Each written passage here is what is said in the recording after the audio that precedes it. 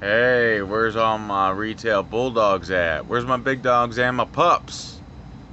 Shout out and give me a holler. Say hi. Let's share some stories. I'm sure you've got a bunch on this topic. The customer is always right. Well, guess what? You're not. That's right. I'm sorry to say it and hate to burst your bubble there, Karen, but the customer is not always right. As a matter of fact, the idea of the customer is always right policy was made around 100 or so years ago, maybe a little more, but right around 100 years ago in England. And the guy who made it eventually went back on that policy. He turned it around. He got rid of it. Why? Because his business was suffering financially and he was suffering from being able to keep people employed as he was going through employees left and right, and he was hemorrhaging money. Because if the customer's always right, well, then they get what they want, however that is.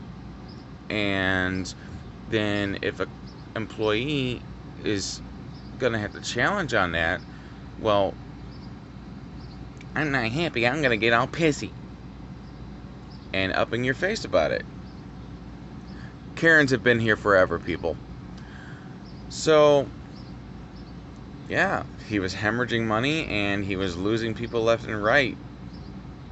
So he stopped that policy, went back on it, and because of how popular the idea of the customer is always right, well, since it was so popular, it got a huge word of mouth, spread everywhere, and it just didn't stop spreading. It continued to spread, and even in the places where no company had that policy, and into different countries, and it still spreads to this day.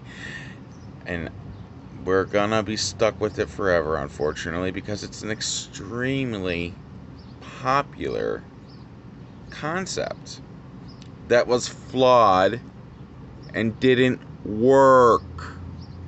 So no, you are not always right, Karen. Now, I know you guys have some great stories on this topic. Let me hear them and keep them PG, or at least PG-13.